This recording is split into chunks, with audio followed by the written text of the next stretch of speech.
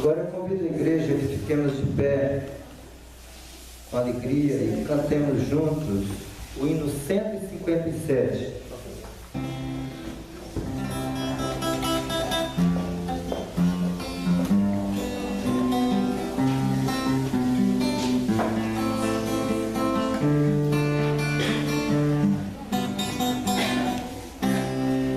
O Santo Espírito desceu do céu em plenitude de poder,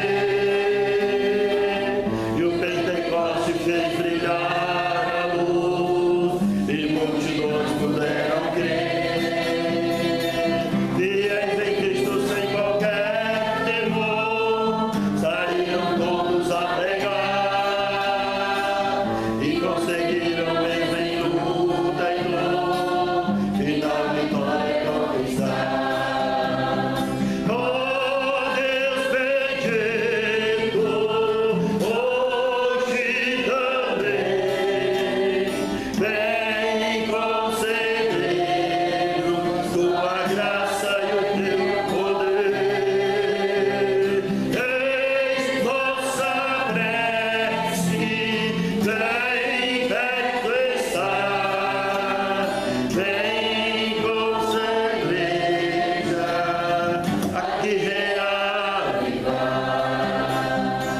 só pela fé o justo vai viver, na Bíblia vamos encontrar,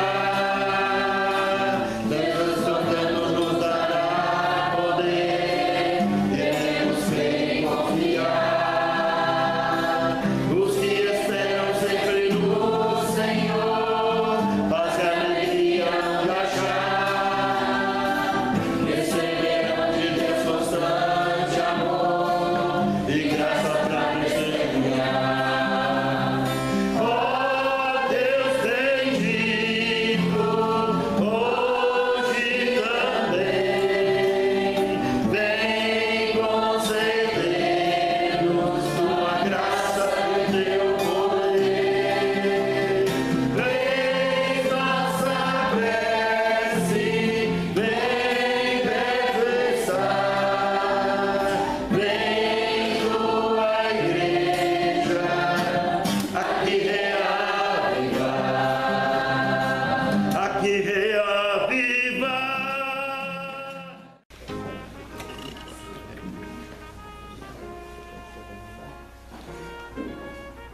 Bom dia, meus queridos irmãos.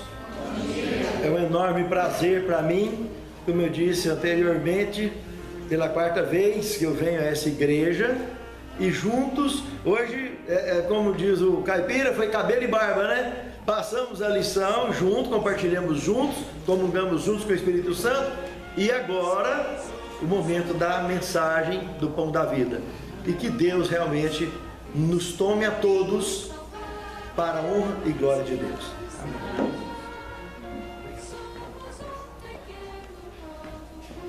O título da mensagem desta manhã, muito conhecido, tem até um livro escrito, O Grande Conflito. Nós sabemos que, na realidade, a sede desse grande conflito é na nossa mente. Porque Jesus disse que, como eu disse de manhã na própria lição, se no teu olho tiver luz, todo o seu corpo será luz. Se no teu corpo tiver trevas, todo o seu corpo será trevas. Ele também disse que o reino de Deus está dentro de vós. Então, vida eterna, eternidade está dentro de nós. Só que a descendência pecaminosa de Adão, as pessoas já nasceram com a mente bloqueada. Adão e Eva foram criados de forma a que o óleo representando o Espírito Santo, as tendências espirituais, estava em cima, e a água representando as tendências carnais estava embaixo. Esse copo aqui, se eu colocar primeiro o óleo até na metade e completar o restante com água, o que vai acontecer dentro desse copo? Mas vai ter uma transformação, não vai? O óleo que estava embaixo vai passar para onde? Vai ter uma conversão. Entenderam a mensagem? Adão e Eva nasceram com o óleo em cima e a água embaixo, do jeito natural das coisas. É assim que Deus criou tudo na eternidade. E eu, o Senhor, não mudo. Quem mudou alguma coisa foram os pecadores, as pessoas que optaram passar o óleo para baixo. Então nós nascemos, a nossa raça nasce com a água em cima e o óleo embaixo. Nasce invertido. Por isso é necessário convertermos, para voltar isso para o lugar. E isso tudo começou, desencadeou, aumentou e encrencou no livro de Gênesis capítulo 3. Abre lá para você ver. Entre o verso 1 e o verso 7 se desencadeia todo esse processo. E daí de cara, eu já quero avisar desde de cara que não foi eu que escrevi a Bíblia. O que nós vamos estar vendo aqui agora está escrito aí, não vem encrencar comigo não. Está aí. Olha, irmãos, a Bíblia é tão séria, ela tem informação tão pesada, que ela dá nó no cérebro dos maiores sábios da humanidade. E como eu disse também na escola sabatina, faz de um analfabeto um sábio. Tem coisas na Bíblia, está revelado, mas não compreendido ainda por muitos, que a hora que for compreendido, pode ter certeza, como um todo, o Evangelho vai estar sendo concluído e Jesus vai estar voltando. Tem muito material, mas ainda tem gente morrendo por falta de conhecimento. Tinha antes de Cristo, tinha nos dias de Cristo e continua hoje dentro da igreja. Com tanto de material que tem, e só a Bíblia já dá material para estudar a eternidade. Gênesis no capítulo 3, no verso 1, de cara, já mostra um animal que era o mais inteligente de todos os que Deus tinha criado, que tinha entrado no jardim, subido na árvore do conhecimento do bem e do mal, e Eva aparece por ali, que não devia estar dando ouvido. Qual foi a ordem dada para Adão e Eva? Que eles tinham que cuidar do jardim, guardar o jardim. Você lê no capítulo 1, depois de Gênesis, você vai perceber que foi uma ordem dada por Deus, porque eles tinham que cuidar. O primeiro furo deles foi não ter cuidado, ter deixado o intruso chegar onde ninguém podia triscar, porque Deus deu a mata inteira, o universo inteiro de árvore que tinha para o homem. Ele pediu só uma para ele. Tinha duas árvores diferentes de todas, uma que pertencia a Deus, que era do conhecimento do bem e do mal, e a outra que pertencia a nós. Essa, Apocalipse fala que serve para a saúde das nações, ou da vida eterna.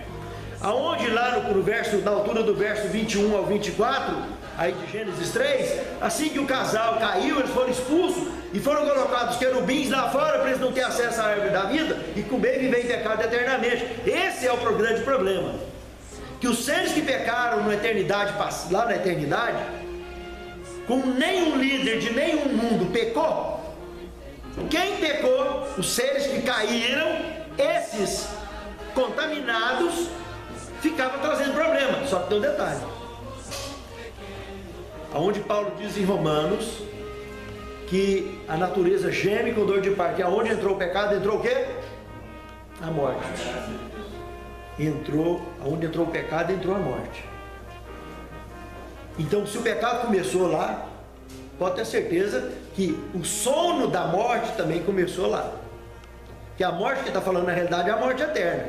Se a pessoa ir para o sono da morte sem Deus, o dia que ela ressuscitar é para ser executado para sempre. Então presta atenção no que eu vou falar. Eu vou falar coisa muito séria, mas está dentro da Bíblia. Em primeiro lugar, você está vendo uma serpente falando. Em primeiro lugar, ela está falando e ela voava. Porque na maldição que vem para ela, a primeira coisa que caiu para ela, que era o quê? Rastejar. Então é os dois lados da moeda. Se a Bíblia está dizendo que ela voava, na maldição ela está rastejando. Então o que está revelado? Que ela está rastejando e é maldição. Então a bênção dela é que ela podia voar. Então começa aí. E aí está dizendo no verso 1 que ela estava falando com Eva, no verso 1. E Eva não tem nenhum texto da Bíblia aí no Gênesis que ela estranhou dela falar, porque existia comunicação entre eles. Normal. Os seres que Deus criaram, todos falam. E falava em Gênesis, nós vemos lá na Torre de Babel, Gênesis 11, verso 1, uma só língua. era o universo inteiro e vai voltar a ser assim. Então falava, se comunicava, Jesus até com a água, Jesus mandou o mar parar, o mar parou. Ele deu ordem para o mar segurar Pedro, e Pedro andou em cima d'água. Presta atenção, irmãos, não foi eu que escrevi, está escrito aí. Ela não estranhou a serpente conversar com ela. Só que tem um detalhe, a serpente, antes do casal, já tinha caído, representando o mundo animal, já tinha trazido a maldição para o mundo animal. Quando ela consumou ali, comendo do fruto, na presença, o diabo já tinha convencido ela de entrar e fazer aquilo. E o casal que tinha obrigação de vigiar e guardar o jardim, não guardou, deixou não interessa de que lado do universo que vinha, mas deixou o intruso entrar onde não deveria. Porque lá no verso 17 do capítulo 2, que dela não era para tocar e nem comer, porque no dia que dela comer, certamente. E ali, a serpente de cara, falando como um médium espírita, vamos dizer assim, entre aspas. Por que médium? Aqueles endemoniamentos que vocês vê na Bíblia Sagrada, vocês estão lembrados do Evangelho de Marcos, capítulo 5, aonde Jesus chega no indivíduo e pergunta pergunta para o demônio, qual é o seu? Nem Jesus sabia quem estava lá. Aí ele respondeu o quê? Nós somos uma legião. Ali era 12 mil. Que a legião de soldados romanos, na qual usava o grego, era 12 mil. Então, nem Cristo vai pensar por quê? Porque o endemoniamento, muita gente tem na cabeça uma ideia errada, que fisicamente o diabo entra dentro da pessoa, e não é assim que funciona. Isso é igual o vírus de computador. Por isso que a Bíblia manda usar o quê? O capacete da salvação, espada do Espírito. Porque ele usa a mente, o cérebro do grande conflito é a mente. Se o diabo dominar seu cérebro, acabou, seu corpo vai fazer tudo que o diabo quer. O maconheiro, o craqueiro, o alcoólatra, ele entra dentro de casa e está possesso. Ele mata pai, mata papagaio, cachorro, mata menino, mata todo mundo, se não der o que ele quer. O bêbado, que é o mais fraquinho deles, o alcoólatra, quebra a casa, quebra a esposa, ou vice-versa, quebra os filhos no meio, e vira anarquia. Por quê? Porque tem vírus demoníaco lá dentro. E esses vírus demoníacos são ativos e tem proprietário. Cada demônio é dono de um tanto de vírus que eles criam, igual os que entram na internet, que o povo vive fazendo vírus e pondo na internet, pondo para detonar os computadores e tudo mais. Durante esses seminários que eu prego, no Escatologia versão 1, porque eu denuncio todo o sistema das trevas no planeta, de religiões secretas, de governos secretos, de ações, coisas terríveis, dominadas e guiadas por Satanás. Alguém infiltrou um vírus bomba no meu computador. Quando eu fui ligar o computador, simplesmente pretejou todinho. Eu perdi o HD, tive que comprar um HD novo. E a pessoa que trocou o HD disse que só ouviu falar isso, que esse tipo de coisa só em guerra cibernética, lá na CIA, lá nos Estados Unidos, com China, com Iraque, não sei com o quê. Quer dizer, no Brasil ele não conhecia nenhum desse gênero. E aconteceu comigo por causa da palavra de Deus. Vocês imaginam que não pode acontecer com qualquer um de nós, quando tivermos que defender com a nossa própria vida a palavra de Deus? Por isso que tem que estar revestido com o poder de Deus. Amados, a serpente aceitou o diabo colocar esse sistema de vírus dentro dela, e ele governou o cérebro da serpente. E a serpente, com a voz dela, falou, conversou, como ela conversava, como qualquer animal conversava. E o que foi que Deus falou mesmo para você? E começou esse babado todinho que vocês conhecem o resto da história. Questionando a Deus. E sempre do mesmo jeito, nunca mudou. Seja para adultério, seja para roubar, seja para matar. E mais um problema: todo pecado pode ser mentira, causa dependência. O mentiroso é um dependente tão severo quanto alguém que usa crack, como alguém que usa cocaína, álcool. Se ele amanheceu de não contar uma mentira, ele adoece, dá uma depressão dele tão braba. Ele tem que contar uma mentira. E Jesus falou em São João 8,44, fazendo alusão a isso que nós estamos falando, que quando vocês mentem, vocês querem se identificar com o vosso pai, que é o diabo, porque ele mente e é homicida desde o... Agora presta atenção, isso que aconteceu aqui com Eva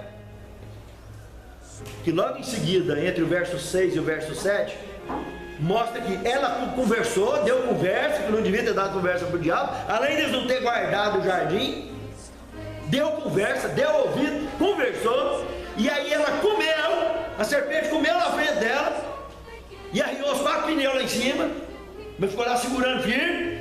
Ela desceu, foi lá, entregou para o outro, e não tem conversa nenhuma que os dois dialogou de nada. Simplesmente, eles já tinham vontade de comer, não era de hoje. Que Eva comeu e levou, entregou para o marido, e o marido comendo, ele não deu bronca nela, nada disso.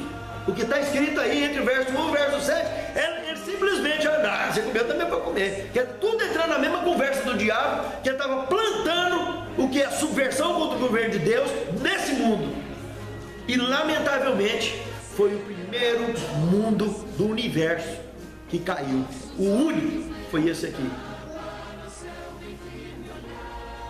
Eu vou abrir agora um parênteses e voltar no Gênesis capítulo 1, verso 1 e 2.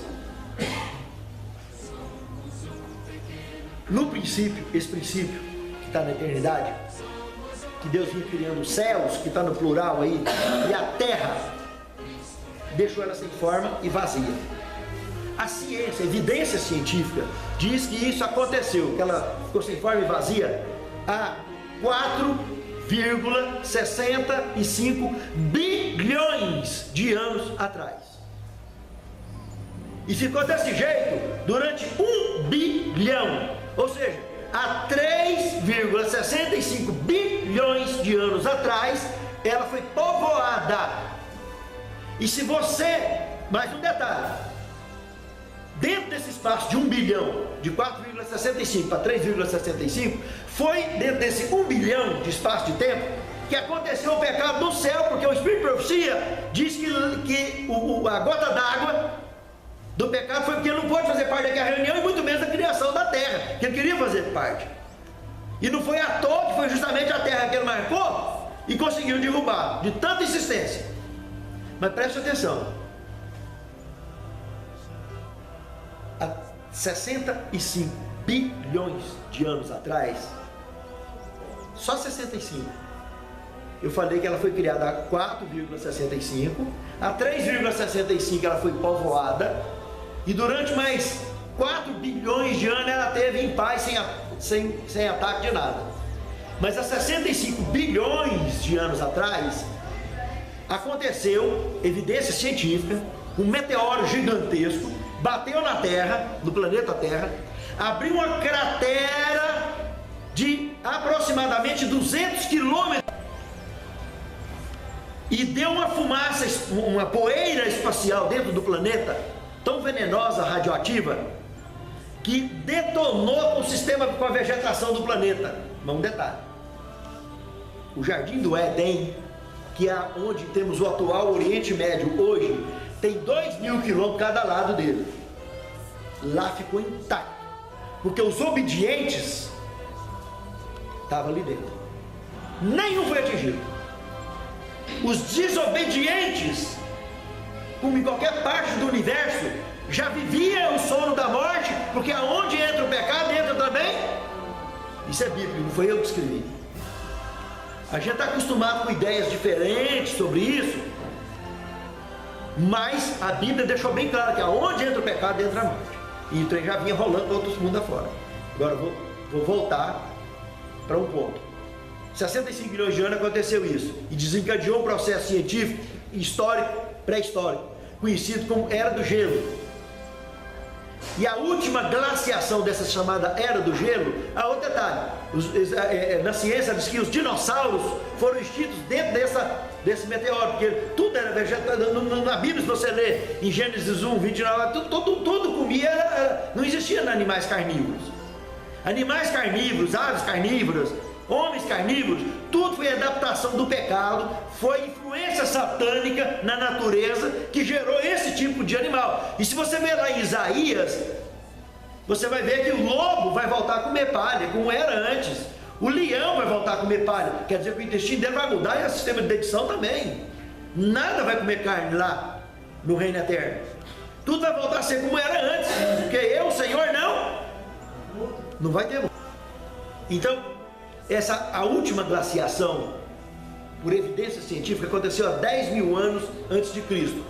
Ou seja, o pecado do casal aconteceu há 4 mil anos antes. Se a última glaciação foi há 10, então foi 6 mil anos antes deles caírem. A última glaciação de gelo estava acontecendo. E durante essa última glaciação de gelo, existem outras evidências históricas e científicas de povos que já viviam na Terra, inclusive os Jomons, que deram origem aos futuros japoneses,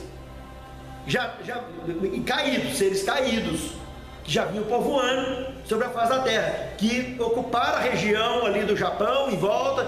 Depois os Yahoi ocuparam, esses Jomons foram extintos, e esses tais de Yahoi deu origem aos japoneses. Esses têm a pele mais amarela e os olhos mais puxados. Esses que ocuparam os Jomons. Os Jomons também já eram assim, mas eles eram menores, os Jomons. Presta atenção, lá na Índia, vou dar notícia para vocês, existia um imperador chamado Ugra, que foi contemporâneo de Caim. E o filho dele, chamado Isru, que era o caçula, queria ocupar o lugar do pai, passar por cima do mais velho, que qualquer hierarquia é de pai para filho, mas sempre o primogênito que ocupa. Presta atenção, meus irmãos. Esse se chama cisma de Isru, que aconteceu por volta de 3.500 anos antes de Cristo, 3.200 anos antes de Cristo, aproximadamente. Essas pessoas viviam, como nós vimos Adão depois que pegou, mais de 900 anos. E seguramente esses mais antigos, que continuam tendo acesso à árvore da vida, foram milhares de anos. Agora o dilúvio passou a régua em tudo que estava em cima da terra. O que escapou é o que estava morando debaixo do mar, debaixo da terra, que nós vamos ver agora mesmo. Meus irmãos, Caim se relacionou com esse pessoal. Se você pegar Gênesis, capítulo 4, do verso 16 ao 17, você vai ver que Caim pegou a mulher dele e foi para a terra de Nod. Mas que mulher é essa? Então está aí a prova. Vamos voltar lá em Gênesis. Se você pegar Gênesis, na altura do capítulo 3, e olhar o verso 20, se não me falha a memória, exatamente, verso 20, chamou Adão a sua mulher de Eva, porque o nome dela antes era o quê? Varoa. Então Eva passou a ser o nome dela depois do pecado, porque ela era a mãe dos seres viventes. Isso aqui está dentro do Éden, foi eu que escrevi a Bíblia, não. E aí agora alguém quer convencer que a briga da ciência e da teologia é porque a maioria dos teólogos quer admitir que a terra foi criada há 4.000 anos atrás, e sendo que na criação estou falando que o homem tem diferença de idade do sol só de 2 dias. O sol foi criado na quarta-feira e o homem na sexta. Aí você quer me falar que o sol tem só 6.000 anos de idade? Conta outra. E é evidência científica. Existe um equipamento chamado espectrômetro de massa, que usa isótopo radioativo. O carbono 14, que trata de produtos orgânicos, e o carbono 12 de inorgânicos. A meia-vida desse carbono é coisa tremenda.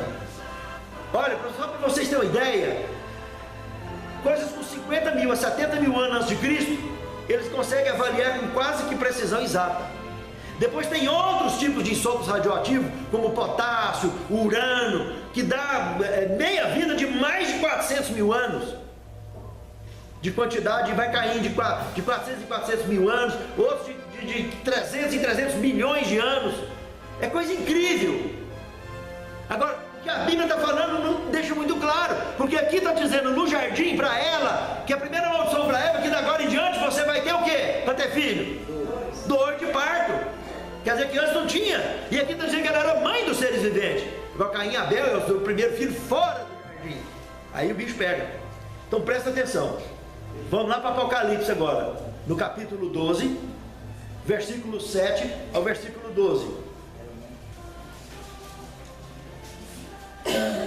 Houve batalha no céu. Miguel, a palavra, o arcanjo Miguel, só fazendo um parênteses aqui, arcanjo é príncipe filho do Altíssimo. E Miguel é uma pergunta. traduzida do hebraico para o português. Quem é como o nosso Deus? Então, essa história de que gente conta por aí que arcanjos são séries, são ordens angélicas, pura mentira. O único que existiu, o único que existe, antes no Antigo Testamento ele era conhecido por arcanjo Miguel, que é príncipe filho do Altíssimo, arcanjo. Quem é como o nosso Deus? Sobra para mais alguém arcanjo? Não sobra. E lá em Judas verso 9 mostra o arcanjo Miguel, esse mesmo aí, ressuscitando Moisés, levando ele para o céu. E lá em Deuteronômio 34, de 1 a 5, mostra que a sepultura dele desapareceu, porque não tem defunto mais, e ele foi viver a vida eterna. O único que ressuscitou no Antigo Testamento. No Novo Testamento, do desejar todas as nações, mostra que aqueles de São Mateus, capítulo 28, versos 51 a 53, que ressuscitou, corpos santos do passado, ficaram 40 dias aqui com Cristo aqui na terra, pregando as ovelhas perdidas da casa de Israel. Desejar todas as nações fala isso. Esse ressuscitou para ir para a vida eterna. São a primícia dos mortos. A primícia dos vivos são 144 mil, que vai criar a multidão incontável na crise final, que vai desencadear o grande conflito entre o bem e o mal.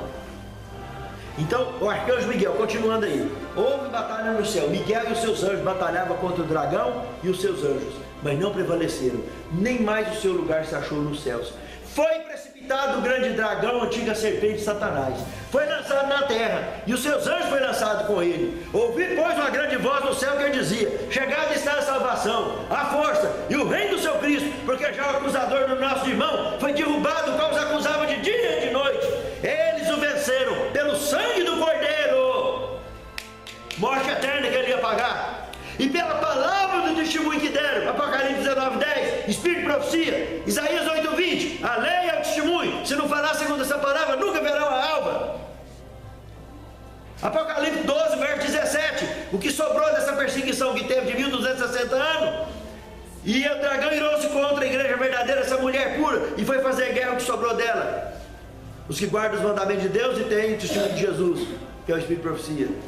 E aproveitando um detalhezinho, Apocalipse 19, 10, a última parte fala do Espírito de profecia, mas a primeira parte mostra outra coisa, que quando o anjo que levou João lá no céu estava mostrando tudo para ele, aí no verso 19 conta que ele bateu de joelho no chão para adorar o anjo, até que ficou impressionado com o poder do anjo, né, com tudo. E o anjo mandou a mão nas costas dele: rapaz, levanta, moço, eu sou seu conservo, rapaz, eu sou companheiro seu, eu sou companheiro de obra sua. A diferença é que eu moro no céu, você mora na terra, rapaz. Eu vivo aqui na eternidade, você vai ter o sono da morte. Mas eu sou conservo. Anjo, irmãos, presta atenção, são mensageiros. A palavra anjo quer dizer mensageiro.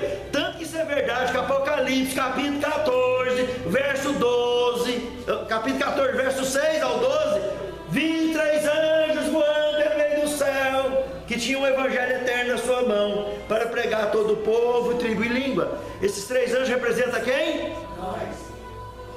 E o de 18, caiu, grande Babilônia, 18 a 4, Apocalipse. Veio outro anjo que encheu toda a terra, ou seja, todo o povo, tribo e língua já alcançou a pregação do evangelho. A chuva serôdia já caiu, iluminou toda a terra e todo mundo ouviu. Quem decidiu, decidiu, quem não decidiu já era. E Jesus vai levantar, fechar o juízo investigativo. Os que tiver vivo, ele diz: está feito, e sela com o sinal de Deus, porque automaticamente são os guardadores do sábado. E o que ficou com o sinal da besta, que é a crise final, vai ser desencadeada pelo decreto dominical. Esses levam o sinal da besta. Terminou o selamento, Apocalipse 7, ele libera os anjos que estão segurando os 4 ventos, e a terra vai ser destruída. Apocalipse capítulo 18, o verso 8, em um só dia vai cair as pragas e destruir tudo. E verso 10 de Apocalipse 18, em uma só hora aquele fogo vai queimar tudo que ficou aqui, a terra toda vai ser destruída.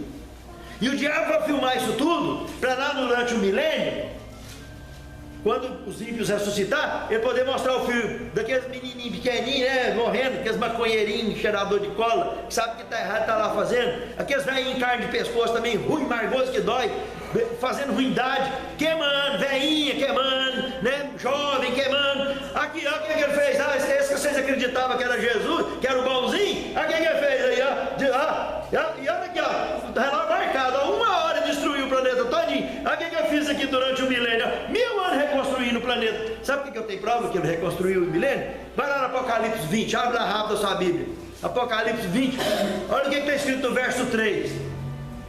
Desceu o grande anjo que tinha achado o abismo e prendeu o dragão e trancou ele com cera sobre ele para que ele não mais enganasse as nações, mas depois importa que ele seja solto por um pouco de tempo. Todo mundo que você vem ensinando por aí sobre o milênio está ensinando errado, a maioria.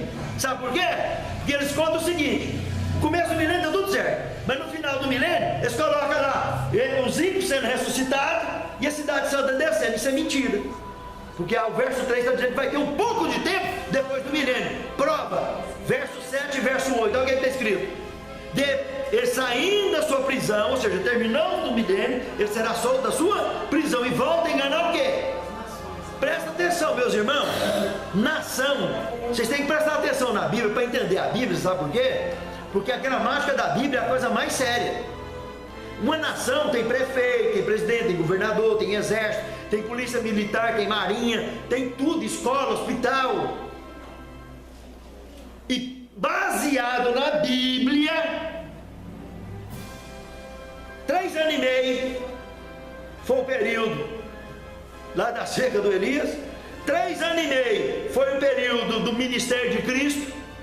3 anos e meio foi a chance que esteve da morte de Cristo até o ano 34, quando Estevão foi apedrejado, na primeira perseguição.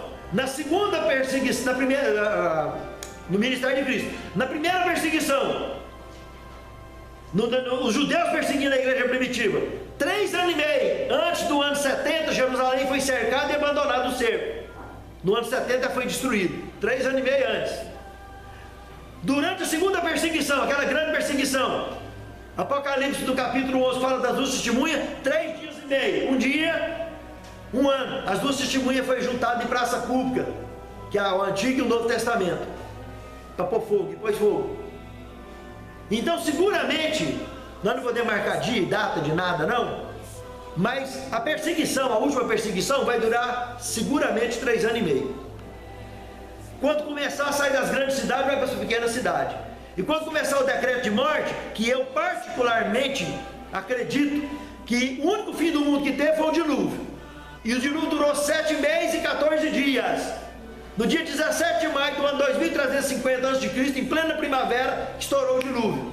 Entre janeiro a maio desse ano, a Atlântida afundou para mostrar como é que o mundo ia ficar, que é uma cidade da descendência de Caim, que tinha a maior imagem de escultura de adoração a Lúcifer. Ela fundou entre janeiro a maio do ano 2350 a.C. Para o mundo inteiro ver como é que ia ficar o planeta se eles não mudassem. E não mudou. E aí desencadeou o processo todinho. Então durou 7 meses e 14 dias. Pode fazer a conta. 17 de maio de 2350 a.C. começou o dilúvio. 40 dias e 40 noites de chuva. Dia 17 de outubro ela encalhou no Ararat, a arca. E no dia 1º de janeiro do ano 2349 eles desceram de dentro. Depois vocês fazem a conta em casa e vai ver. 7 meses e 14 dias. Eles passaram dentro da arca. Então o único período de fim de mundo que existiu, de sufoco, durou 7 meses e 14 dias. Esse provavelmente, pela graça de Deus e a iluminação da Bíblia Sagrada, através do Espírito Santo, deve ser o período de decreto de morte. Dos 3 anos e meio de perseguição, 7 meses e 14 dias, decreto de morte, que é o período que quem vai sair das pequenas cidades e ir para os matos, ficar nos matos. Então são paralelos, paralelismo é a forma que o Espírito Santo usa em toda a Bíblia, fazendo comparações e paradoxos para ensinar. Mas isso não é muito importante. O importante é agora, que o amanhã está muito longe. É você ter compromisso com Deus hoje. Meus amados irmãos,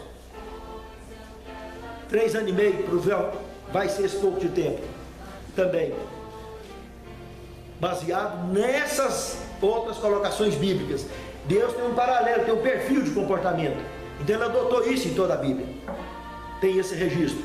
Então dificilmente alguém teria como contestar esse tipo de procedimento, porque está relacionado com salvação, com o sacrifício de Cristo e com a eternidade. Então o que eu quero deixar bem claro aqui, que o diabo vai ser solto da sua prisão. Esse pouco de tempo é o tempo que ele vai ter para completar a operação do erro, que está registrado em 2 Tessalonicenses capítulo 2, verso 10 ao 12. E tanto para quando fechar a porta da graça, que vai abrir a porta da desgraça, antes de fechar a porta da graça, é hora que fechar, aqueles que não acreditou, vai passar da crédito da mentira. Deus desenviou a operação do erro para eles darem crédito na mentira e se consumar no seu próprio pecado. O ápice dessa operação do erro vai ser nesse pouco de tempo de Apocalipse 20, verso 3, porque é o tempo que ele vai ter para preparar os seus generais com armas, com naves, supernaves, para vir por Gog e Magog, quer dizer extensão e expansão, ou seja, por ar e por terra e mar. Ele vai estar vindo contra a cidade santa. Ele vai mostrar onde que ela vai descer, porque lá em Zacarias, capítulo 14, o verso 4 mostra que ela vai descer lá no Monte das Oliveiras, vai partir no meio, metade vai em direção à Turquia, metade em direção à Arábia Saudita, se torna um grande vale como era antes, e dessa cidade santa ali. A cidade santa é do tamanho do estado de São Paulo atual, 555 km cada lado dela, da cidade.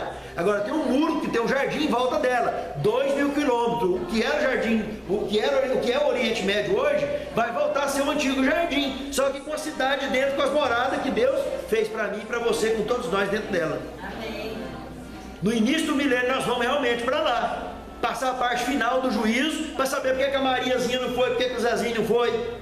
Terminou isso aí, Jesus vem cá e ressuscita, ninguém vai ver ele, ressuscita todos os ímpios, e o diabo já durante o milênio reconstruiu o planeta. E aí ele volta a enganar as nações, e tem esse pouco de tempo, que baseado na Bíblia Sagrada, fundamentado nessas várias revelações bíblicas, desse pouco de tempo sempre relacionado com isso, não dá para pensar no outro tempo, independente que fosse ou não, mas ele tem esse pouco de tempo que vai estar convencendo e preparando, e vai até mostrar, vai dar até estudo bíblico para ele, mas estudo bíblico para mostrar que ele é o bonzinho, né? E é isso que ele faz hoje, nas novelas, nos filmes, em tudo, que vão tentar mostrar a ideia de que Deus não é tão bom desse jeito e que o diabo não é tão ruim assim. Isso aí é o dia inteirinho está provando, e é por isso que muito acreditado não sabe o que quer, não sabe se vai ou se racha.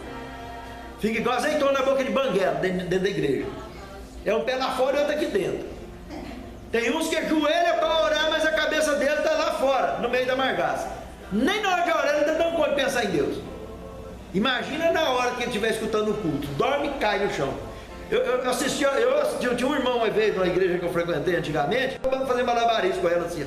Quase matava o povo de rir. Foi um dos mais esquisitos. É a tristeza, até que dava conta de voltar ela para a boca de novo, era um trem difícil, meus irmãos do céu. Então, a Bíblia, infelizmente, para muita gente, é pior do que palavra na cabeça, é pior do que cardenal, que qualquer calmante bravo. Tomou, é só ficar ouvindo, tá dormindo, tá caindo. Ter amor pelas coisas de Deus não é brincadeira, irmão. Não precisa levar a sério demais isso aqui, porque o diabo, ele é o caçador que está procurando almas. Você lembra que Jesus falou que o diabo, quando ele é expulso do corpo, que o diabo sai passeando por aí e tal, mas se ele não achar outro lugar para ficar, ele quer voltar para ver se a casa ainda está com o coração aberto. Se a porta estiver aberta, ele entra e traz mais 7 companheiros, e o cara passa a ser 7 vezes pior que antes. Não é o que acontece com o alcoólatra que para de beber?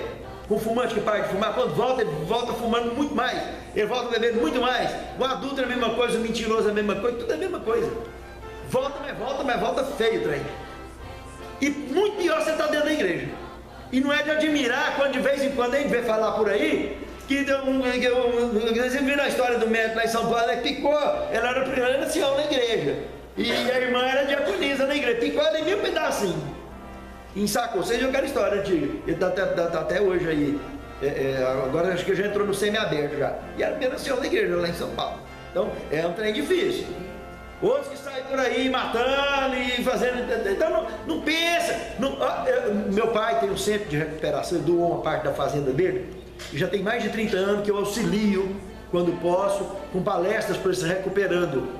No CEPAI também já fiz mais de 10 anos de palestras para reeducandos, para os presos. De vez em quando a gente entra lá no CEPAI, quando eu estava lá, lembro mais de chegar, ô irmão Rafael, não está nem pensando, não está mais no cara, está lá no CEPAI, né? Preso. Outro lá no centro de recuperação, ai irmão, eu sou da sua igreja, o cara estava dependendo de cocaína, foi para cadeia, tudo está lá, estava dentro da igreja. E se estiver pensando que essas coisas não acontecem na igreja, está muito por fora. O diabo quer fazer da igreja inteira e do mundo inteiro um cemitério vivo. Como eu disse, a igreja não é céu, devia ser, mas não é. Aqui é um hospital, é uma UTI, o hospital é o planeta. Vamos voltar lá para o Apocalipse, no capítulo 12. Vamos rever o que nós lemos para fechar. Então, houve batalha no céu.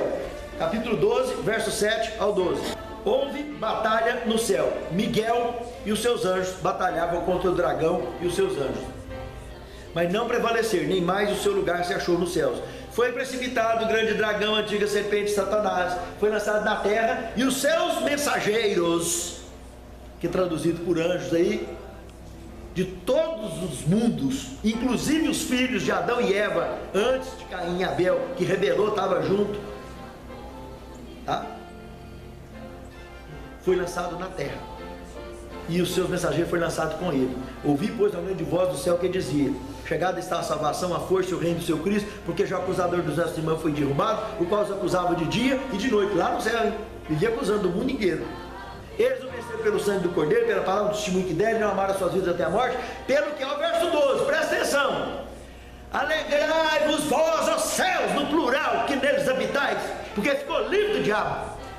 Mas ai dos que habitam na terra e no mar, porque o diabo desceu a voz e tem grande ira, sabendo que pouco tempo lhe resta. Você já viu alguém morando no mar? Já visitou alguém lá no fundo do mar? E não foi eu que escrevi a Bíblia, não adianta você encrencar comigo não, viu? Está escrito aí: ai dos que habitam na terra e aonde? No mar. Você já viu falar no Triângulo das Bermudas? Só um avião lá, só um navio. Mais de 1000 pessoas, registro comprovado, já desapareceram ali. Tem 2 navios, um no início do século 20 e outro no ano que eu nasci, 1963. Cada um tinha mais de 300, era navio militar, tinha mais de 300 tripulantes dentro. Eles desapareceram e apareceu a deriva, e eram todos os dois, era horário de refeição. Um foi horário de almoço, outro foi horário de jantar. A comida estava do mesmo jeitinho, os pratos tudo, não achou até ontem, às vezes hoje a gente ainda acha algum presunto que ficava lá dentro. Desapareceu a população inteira dele, e os navios estão lá na Flórida, no museu. As comidas também? Hã? As comidas também? Não entendi? As comidas também? Não, o navio estava com tudo igual, o navio está lá na Flórida com tudo, a comida, tudo arrumadinho lá em cima. Então, o que eu quero dizer para vocês, meus amados irmãos, que apesar desses seres viverem em dimensão diferente, vocês estão achando que é só debaixo do mar? Por coincidência, o Atlântico, onde afundou a Atlântida, é chamado também de Mar do Sargaço. Ou seja, é o único mar dos três, é o único oceano, dos 3 oceanos que existe o Atlântico, o Índico e o Pacífico. Esses 2 aqui, os satélites rastram até no fundo deles, vê tudo. Mas o Atlântico não consegue ver o fundo, por causa desse sargaço, do lodo. Não dá tempo da gente entrar em muitos detalhes, mas já foi descoberto, por exemplo, ardósia, mármore polido lá de baixo, restos que alguns mergulhadores lá, máquinas que conseguem ir mais fundo, conseguiu capturar, pegar, tirar detalhezinho, que é coisa beneficiada pelo homem. Está lá de baixo, lá no Atlântico. Então, o diabo, se você for lá em Ezequiel, capítulo 28, do verso 2 ao verso 4, o diabo fala: eu vou colocar meu trono no meio dos mares. A Bíblia, não foi eu que escrevi. Está lá em Ezequiel, capítulo 28, entre o verso 2 e o verso 4. Olha do verso 1 ao verso 5, você vai ver o que eu estou falando. Eu vou colocar meu trono no meio dos mares. Olha, esses seres vivem aqui na terra. Você quer ver mais? Filipenses 2,10. Olha lá em Filipenses 2,10. Ao nome de Jesus, dobre o joelho todo aquele que habita debaixo da terra, em cima da terra. Ô meus irmãos, debaixo da terra para mim que era só defunto. Então tem seres intraterrenos também, porque defunto não dobra o joelho. Do contrário, você tinha que acreditar na imortalidade da alma, no espiritismo, porque crença que o espírito vive sem a carne. Porque se tem gente debaixo da terra dobrando o joelho, está vivinho. E tem mais um detalhe, o mais sério: é gente que está adorando a Deus. Está adorando a Deus, meu irmão. Esses seres que um dia pecaram, a prova que eu tenho que até o diabo Deus quis recuperar foi o texto de Jó, capítulo 1, verso 6, capítulo 2, verso 1. E outra coisa, no verso 7, que nós iniciamos o sermão, versos 6 e 7 de Gênesis 3, diz que Adão e Eva, a primeira coisa que eles viram, quando eles pecou, que Adão comeu, o que foi que aconteceu? Perderam a roupa. E pulou para a moita para tapar com o figueiro, que eu já estava escutando o pai vir. Presta atenção. Eles perderam até a roupa. E essa roupa não era a roupa comumzinha, não. Porque quando eles foram criados, igual qualquer nenê, lá no capítulo 2, diz que estava lá nu e ninguém tinha vergonha de nada, igual criança que nasce no mundo. Agora, eles, quando foi dada a regência do planeta para eles, eles receberam a roupa, entre aspas, do tipo dessa roupa do super-homem, uma coisa especial, para fazer viagem intergaláctica. Ele ia lá no terceiro céu, em fração de segundo. Em Gênesis capítulo 2, entre o verso 4 e o verso 6, você vai ver uma nuvem que está aí, que chama sucá no hebraico, que ela tinha um vapor, ela saía e regava, porque não tinha chuva. Ela que saía e regava, e Adão é que regulava ela. E essa nuvem, isso é um querubim. E lá no final, no Gênesis capítulo 3, do versículo 24, do versículo 21 ao 24, quando Deus impediu que o casal tivesse acesso à árvore da vida, foi para eles não prolongar a vida como prolongou os outros seres, que era o casal líder. E essa liderança foi assumida por Satanás, por oportunidade de recuperação, e ele não recuperou. Mas Filipenses 2,10 mostra que vários recuperaram, e está lá dobrando o joelho a Deus até hoje, aguardando a vinda de Cristo igual eu e você. Só que ele vive em diferente dimensão da nossa. Por quê? Porque eles vivem muito mais do que a gente. Então isso é muito sério. Eu queria mostrar no livro de Isaías, queria mostrar um outro, para quebrar um outro mito, 11 verso 8. 11 verso 8. Presta atenção aqui, 11 verso 8. A criança de peito vai brincar com a víbora, com a áspide, e a desmamada vai brincar com o basílico, enfiar a mão dentro do basílico. Porque a cobra, aí se você ler o texto todo, você vai ver que o leão, então aquela história de leão comer palha com boi, vai voltar a ser como era, e a cobra também como era, que ela comia na terra mesmo, igual a minhoca. Só era mais bonito e voava, era mais bonito que a minhoca. Mas vai voltar a comer o que ela comia, normal, era a alimentação dela. E aqui está falando de menino de peito, depois da novo céu e na nova terra, e menino desmamado. Não tem essa história que não vai ter procriação lá no céu, não tem na Bíblia em lugar nenhum. Para ter menino tem nada a ver com casamento. Aquilo que aconteceu daquela conversa com Jesus do casamento, lá no céu não casa nem se dá em casamento, é porque casamento aqui na terra depois do pecado virou atestado de propriedade. O homem ser dono de mulher, e a coitada da mulher penou, ralou que só se vendo. E Paulo lá mais tarde no Novo Testamento ele fala: eu não admito que a mulher fala dentro da igreja. Tem que ficar. Olha, Paulo tem que admitir alguma coisa? Isso é a opinião pessoal dele. Então cultura, Deus não interfere em cultura. Lá eles praticavam poligamia, e lá foi dito para eles que o líder de igreja, o ancião e diácono ordenado, que seja marido de uma só. Mas o resto é cultura, e Deus não interferiu em cultura. Abraão teve 2 mulheres, Jacó, Salomão, ele gastava 2 anos para conhecer as companheiras dele. 2 anos para conhecer todo mundo. 1.200 entre concubina, que é prostituta particular registrada em cartório, que é a concubina, e esposas. Presta atenção, meu irmão. Deus não interfere em cultura e nunca interferiu em cultura. Adultério para aquele povo é o que passava das 200 que eles tinham, que não estava registrado. Para nós, aqui como é monogamia que é praticada, passou de um já é adultério. E na mulher é poliandria, mulher que tem vários homens, que também é história rara na história da humanidade. Mas eu quero voltar para cá, o sistema de casamento que tinha lá no Éden, que Adão e Eva casou, lá em Gênesis, no capítulo 2, foi o próprio Adão fez o casamento dele, então não vai que foi Deus que fez, não foi. Lá está falando, e disse o homem, presta atenção lá no Gênesis, presta atenção aqui, capítulo 2, então o Senhor Deus, verso 21 em diante, fez cair um sono pesado sobre o homem, e este adormeceu, e tomou-lhe então uma das suas costelas, e fechou a carne em seu lugar. E da costela que o Senhor Deus tirou de Adão, formou a mulher, trouxe e entregou o homem. Ele trouxe nos braços, não fez nem no chão igual fez o homem, então a mulher foi especial, hein? Deve ter feito lá dentro daquele sucar lá, daquele querubim bonito. Foi num lugar muito bonito, ele trouxe, entregou de presente. Então presta atenção, verso 23, quem que disse aqui? Foi Deus ou foi o homem? Verso 23, disse o homem, ele mesmo fez o casamento dele.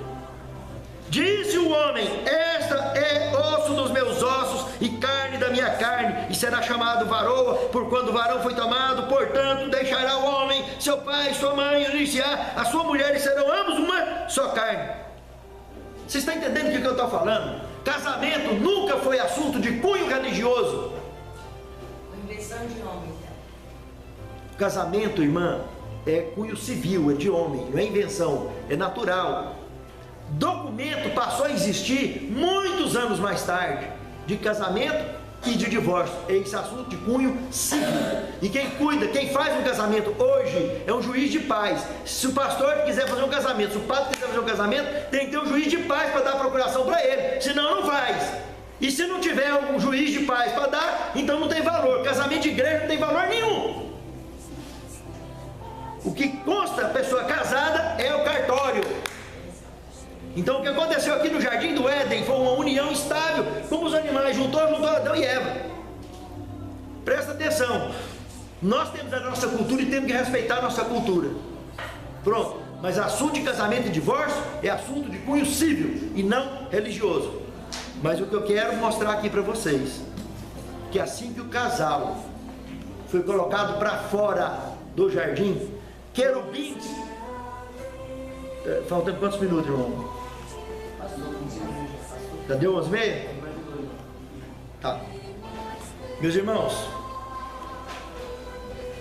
vocês viram que o diabo criou toda a situação de criar a desordenança do pecado do universo. Todos os seres que pecaram moram nesse planeta. Eu e você fazemos parte dos seres chamados de mortais, que um dia foi expulso da eternidade e queremos voltar para lá. E como vocês viram em Filipenses 2:10, eles também tem gente que está preparando para voltar para lá. Mas tem gente como o diabo que não teve conserto. E Jesus tomou da mão dele o resgate e a administração desse planeta. E ele vai vir voltar. Ele foi preparar a morada para mim e para você. E ele veio nos buscar. E que Deus abençoe que naquele dia que ele voltar, eu e você estejamos lá juntos, nós e os nossos lares e o mundo ao nosso redor, para entregar nas mãos de Cristo, para vivermos a eternidade, retornarmos à eternidade de onde nunca deveríamos ter saído, para a honra e glória de Deus. Vamos ficar de pé e encerrarmos. Hino 152. Deixa eu...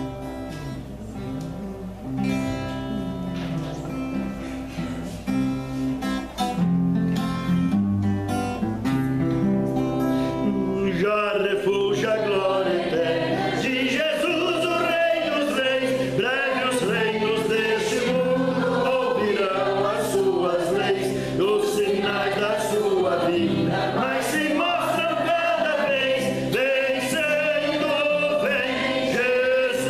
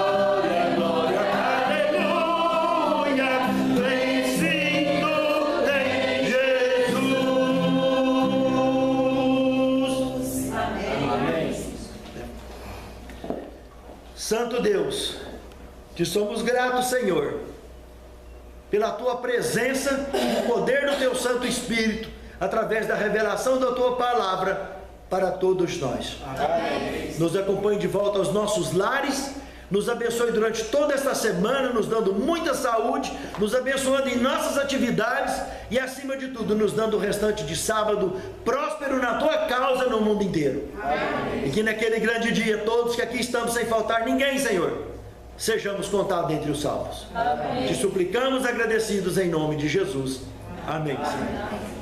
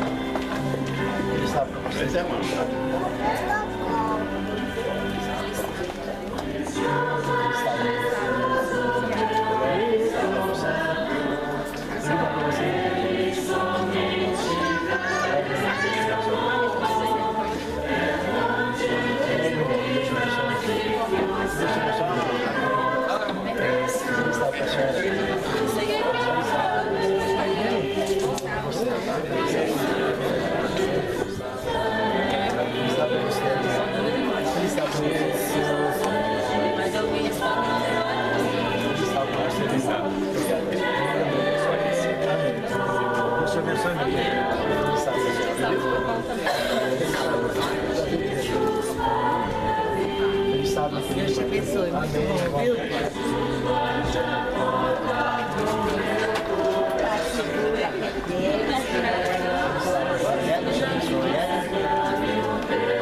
Muito obrigado. É um prazer servir. Feliz sábado para você, moça. Feliz sábado. Feliz sábado para você.